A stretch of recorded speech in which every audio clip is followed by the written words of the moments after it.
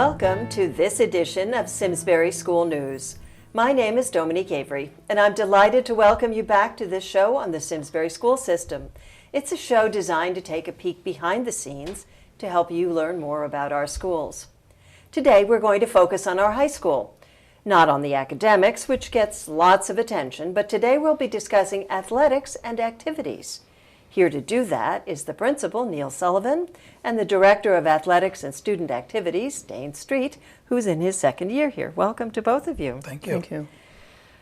Well, when Dane was hired last year, his job title and responsibilities were slightly changed. He's not just the Director of Athletics, as I mentioned. He's the Director of Athletics and Student Activities. Neil, I'm going to direct this question to you. Why did you make the change in the job title, and what does that mean? Well, I think at any time we go about a hiring process, we like to take a fresh look at things. And as we had the transition of our previous athletics director, John Dane, out of the district, we wanted to do a couple of things. We had recognized that the various student activities, from the attention that the administration needed to pay to things like National Honor Society and our civic organizations and student council, had kind of gotten divided up among my assistant principals, myself. Different people had different responsibilities, but there was no one kind of go-to person looking after those responsibilities to assist the student groups. So as we looked at kind of restructuring, we imagined an opportunity where we could put the umbrella under athletics and student activities and take kind of that extracurricular life of the school and have one person paying kind of more attention to that aspect of the life of the school. It's a hugely busy place. From 7:30 to 2:10 is one thing, but our building is so chock full of activities until really 10 o'clock at night often. Let me interrupt sure. you. Just as you're speaking, it occurs to me that by doing that, you sort of slightly de-emphasize sports and raise up the emphasis on other things, and that could be a good thing. It was definitely strategic to do that and try to equalize. I think that the most attention in high schools gets paid attention to athletics and to performing arts, certainly at Simsbury High School. But we had lots of great stuff happening and really wanted somebody almost to be an ombudsman to those groups, and that's how we restructured the job. We did another thing that was very important, and it may seem small, but symbolically it was really, really significant.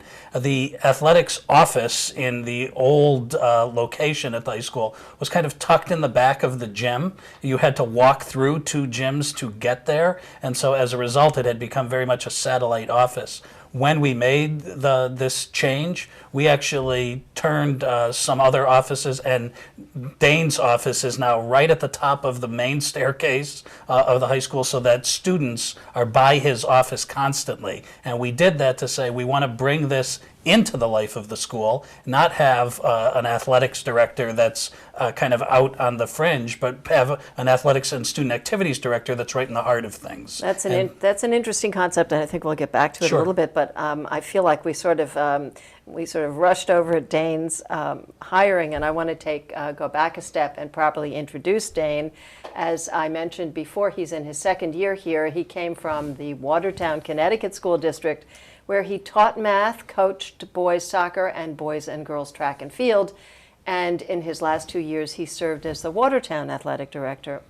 Dane, I read somewhere that you have a master's degree in the management of sports industries. Is that usual for a high school athletic director? I would say no. The only one that I know of that has that particular degree, although there are some former students of mine who are pursuing that degree. For a high school athletic director, the job description is varied. It depends on which district you look at. For some districts it's a full-time position. For some districts it's tied to a teaching position. So you really see a vast array of qualifications for that job in particular. I'd say I'm definitely the minority when it comes to the management of sports industries degree. But you decided not to go into sports industries, but teaching. Well, I would consider being an athletic director part of that sports industry. I actually pursued my master's degree a few years after I began teaching. So I did have a teaching career under my belt to a certain extent before pursuing that degree, because I knew it was something that I had a passion for. And so as I continued to go through my years of teaching, I started to gear myself towards a future role as strictly an athletic director, and I was fortunate enough to catch the attention of the folks here in Simsbury. So now this changed. So now you're director of student activities and athletics. How did you feel about that? And do you feel like has it elevated other sort of the other activities that don't just involve the athletes? And well, just has it, right? Well, I think that it's a big task. The athletic department on its own at Simsbury High School is one of the largest in the state, and so that on its own would have been a challenge. To add in the student activities piece, I certainly try to dedicate as much time as I can, and I wouldn't say it's quite a 50-50 split, but it's close to that, to the student activities. And I would say that we try to make sure that we draw attention to all the activities that are going on. I served at Watertown as the National Honor Society advisor as well for a period of time, and so I was familiar with some of the challenges that they face, some of the typical activities of the different groups, and so it gave me a little bit of insider knowledge basically as I stepped into that role. So you mentioned all the athletic things that are available, and there are a lot of clubs available. Either one of you can take this question. What is available? I mean, it's a huge list. What is out there, and what's available for the high school students? Right. Well, I always start on the athletic side by saying we certainly have the traditional, what you would expect high schools to have, from football and boys and girls soccer and boys and girls basketball, baseball, softball, track, which is kind of what everybody has. But at Simsbury High, the fact that we've had a crew program for as many decades as we've had. Which is usually just in private schools. Right, and that we've, in the winter, we are the only school in the state of Connecticut that has cross-country skiing. And so we go up north with schools in Massachusetts and Vermont and compete in that. We started rugby a few years ago for both boys and girls, which has been a wonderful addition to our athletics program. So we maintain a badminton team. So we have not only that traditional, but sort of the non-traditional sports, and they are very well received, and students are out for those every single year, and they love them, and they're committed to them. So, and if I can jump in, the total numbers right now are 33 varsity sports, and between the sub-varsity, the JV, and freshman teams, we have over 81 teams. So there's no lack of opportunity for people to be involved in athletics.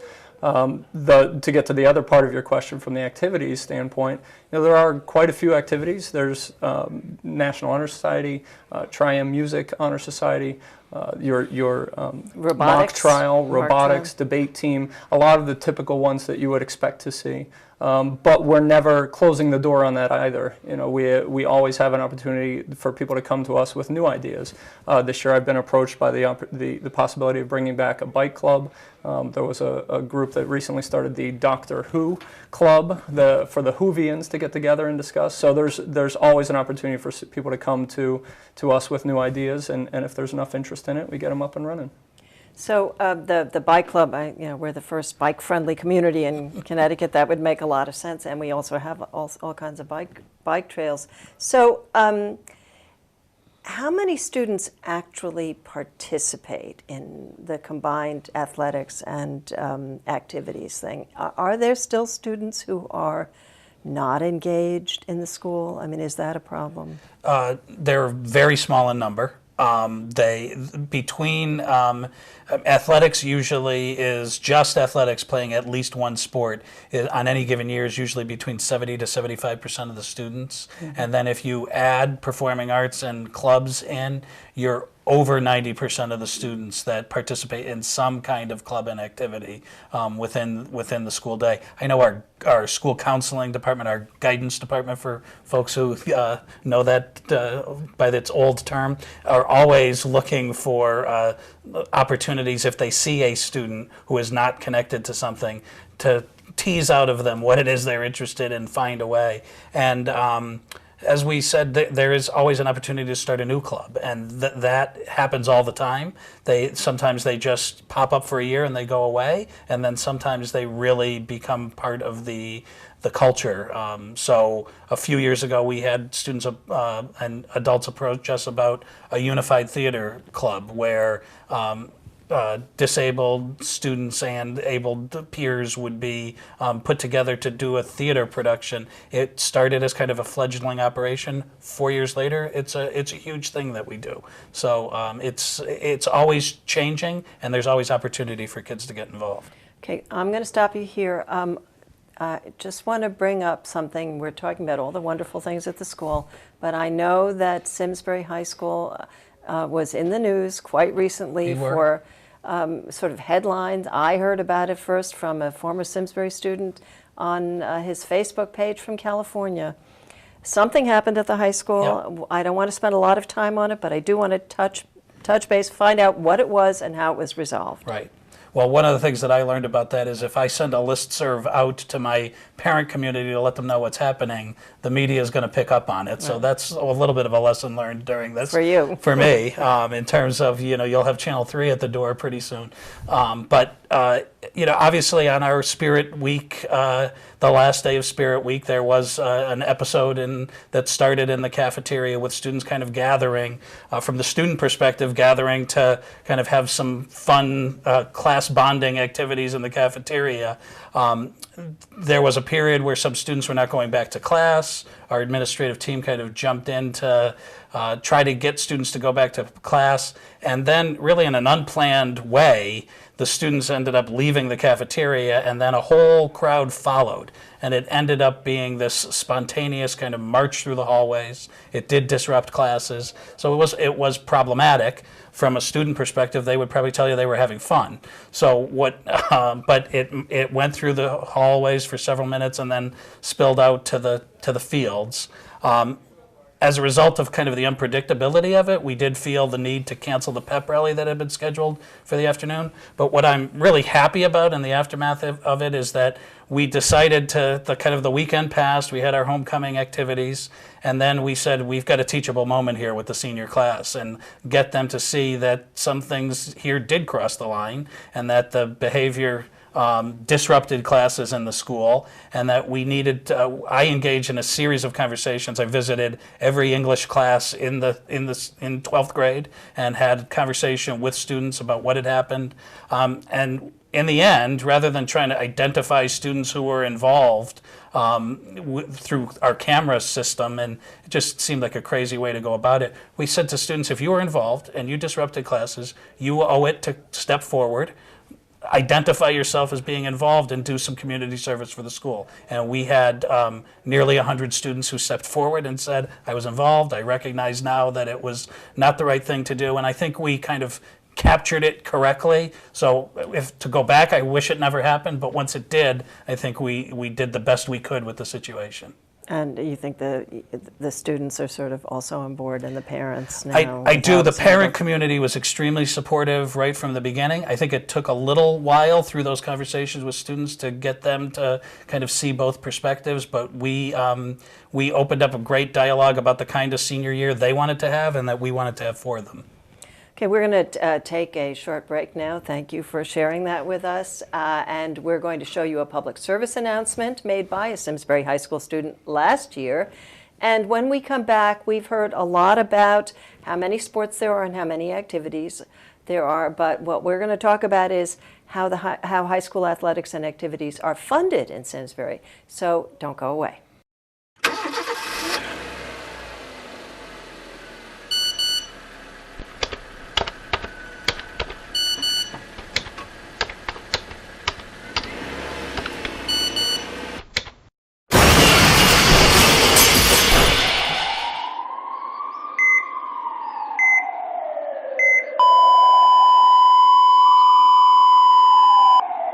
We've just seen a video made by James Martin last year when he was a Simsbury High School senior. The PSA won third prize in last year's Hartford Area Cable Television Advisory Council contest. And if you're a regular viewer of this show, you've seen it before. We're hoping to get some new ones from class this year.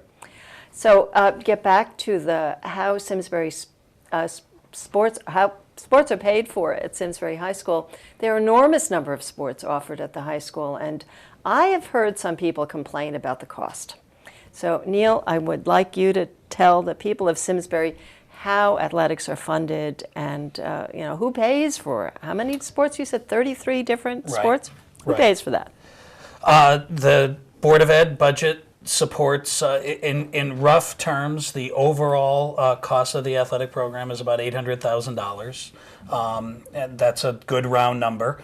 About half of that is coaches' stipends. Coaches don't make huge salaries, but usually for that commitment of a season of everyday practice and 18 or 20 games, it's about a $5,000 stipend is what a coach would get. So are these full-time coaches, or are they on the staff, or are they from outside? How does that work? It's a mix. Some people are, our first hope is that it be a teacher in the school who has the ability to do that and coach after school. That's getting harder and harder. The teaching profession is a challenge, and a lot of people have not been able to make that time commitment, but we have a number who do. And then others are just members of the community who have work in other ways and are able to make their schedules work to be able to coach. So roughly half of that is coaches' salaries, and all the rest is the operational costs. And I can let Dane go into the details of that. But that we cover through pay-for-play activities, pay-for-play fees, and things like collecting money at the gate, and probably Dane's got a better grasp of the details of that than I do. Okay, so you can talk about it a little bit. And I'd also like to hear a little bit more about what pay-for-play is. Sure. So go for it. We actually, one of the first things we did was rename it Pay to Participate. So Pay to Participate in Simsbury High School, and right now the current levels are that every student who's involved in a sport, it's $175 per student per season. To be a part of one of our athletic programs. In addition to that, during the winter time, because we have rental fees for ice rinks over at ICC and Simsbury Farms, as well as a pool rental at Westminster, we have an additional assessment for members of the ice hockey teams and swim teams of $200 per season to help defray the costs of those rentals. So ultimately, when you put it all together, it adds up to the other roughly $400,000 that covers all of the rest of the expenses. So those would be things like officials' fees and transportation and uniforms and equipment and supplies.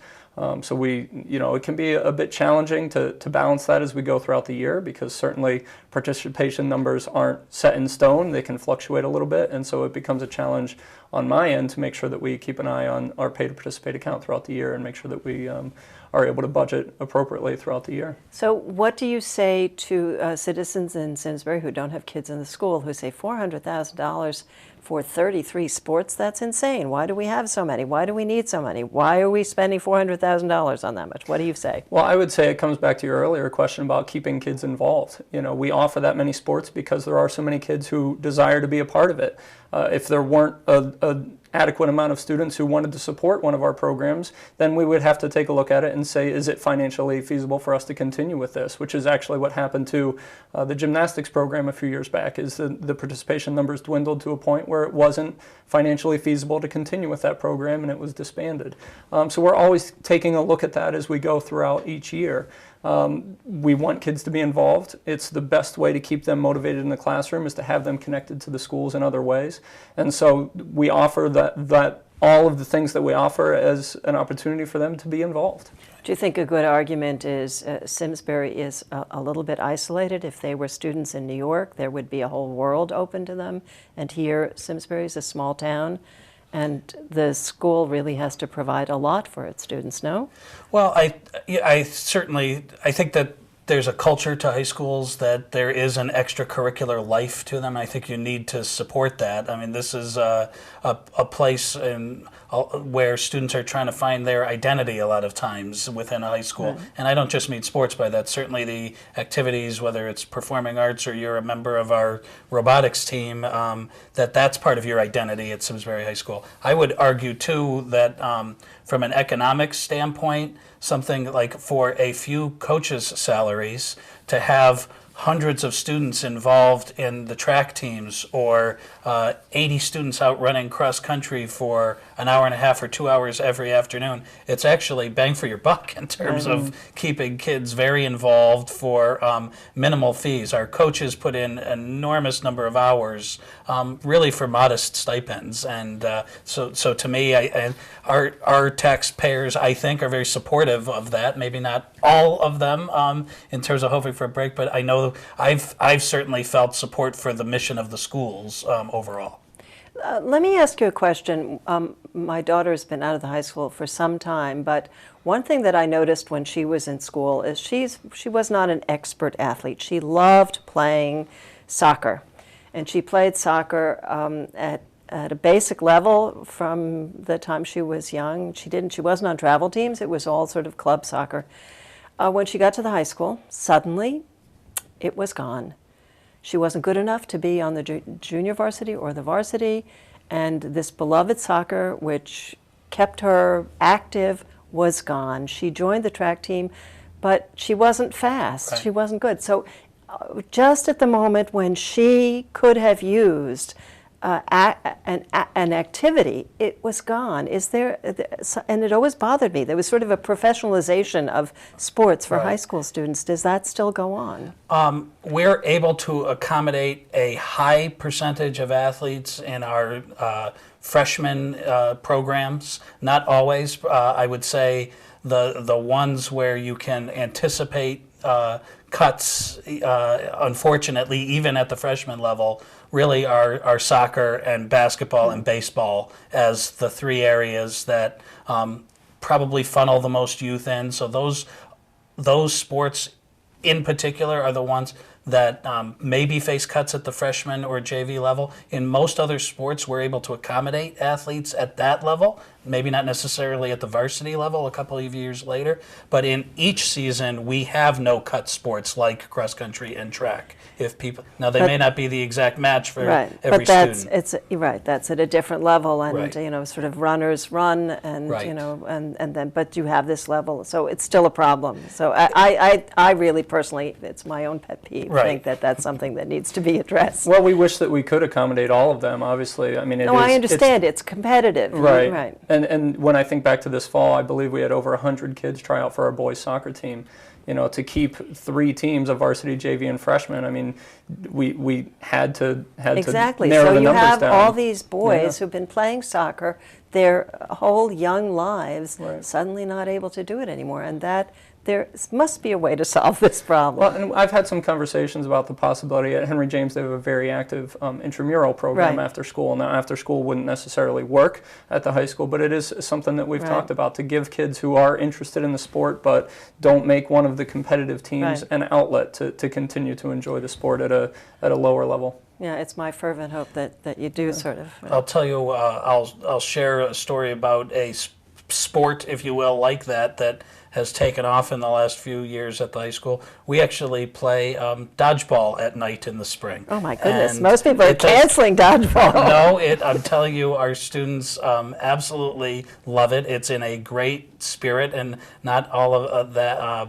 And it is very much students, boys and girls, who come together, form teams of their friends, and in a very spirited and appropriate way, not in kind of the stereotype of Mean, dodgeball. right. They love it, and they compete in it in a kind of an appropriate way.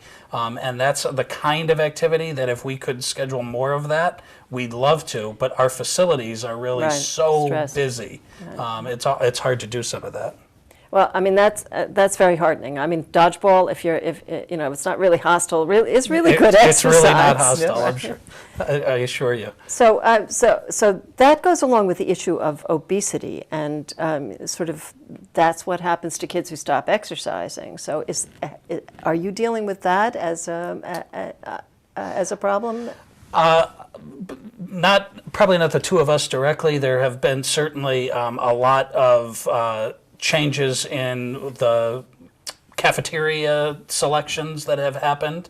Students have not always been happy about those. Sometimes I've received some feedback about the healthier choices not being as appealing to teenagers, but definitely we felt it on that cafeteria side of things. And certainly our PE and health teachers do a lot of talking about the importance of nutrition and exercise. Their curriculum has really been about that kind of lifelong health benefit. And from a facility standpoint, during the wintertime especially, we try to make sure that we have time set aside for anybody to go up and use the weight room, which has cardiovascular equipment, treadmills, things like that, so that anybody who's looking to exercise, especially in the wintertime when it's tough to do it outside, has that opportunity during the wintertime. So is there still a physical education PE program going on at the high school? Sure. So what is that involved in?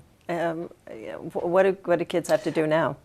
You take half a year of PE in 9th grade every day for a semester, and then in 10th and 11th grade we have courses that we actually call wellness, which are PE and health education combined. So that some of the curriculum is traditional physical education and other is classroom-based health education, whether it's nutrition or sex education or things like that. Okay, so would you believe that we're almost all out of time? And we Very have quick. really very little time. I always promise people that they'll get to know a little bit behind the scenes. So Dane, let me start with you. How did you come to Connecticut, and do you have a family, and who's in your family? And Very quickly, in Right. the 30-second version, I went to college in West Virginia, and one of my college roommates was from Watertown, Connecticut. One of his best friends came to visit him at college, and she's now my wife. So that's the short version of how I ended up in Connecticut. We've been married since 2000, and we have 2 boys, a 9-year-old and a 3-year-old. Neil, how about you?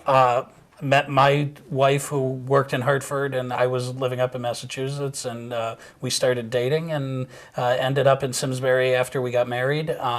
I currently have 2 children who are sophomores at the high school. Oh, dear. So there's a boy and a girl who are twins, and they get to have the enjoyment every day of having dad as the principal. Dear. And they're handling it pretty well. Oh, I'm happy good. to report. Congratulations. Thank That you. can be tough. So our time is up. I'd like to thank everyone here at SCTV, our director, Althea Greeny, who just won the Buzz Holmes Award, and our camera people and the office for their help in getting this show on the air, and thanks especially to my guests, Neil Sullivan and Dane Street. I hope you will continue to join us. I want to thank you for joining us, and if you missed any part of this show, you can always watch it on our website. Just go to simsburytv.org, and you can see our schedule of programs there and for updates on when our programs air. You can also catch up with us on Twitter or like us on Facebook. And just a word to you parents out there, you should consider taping events at your school to air on SCTV's Education Channel 95. And please join us next month when we take a look at the Common Core standards, what they are and what they mean for Simsbury. Thanks.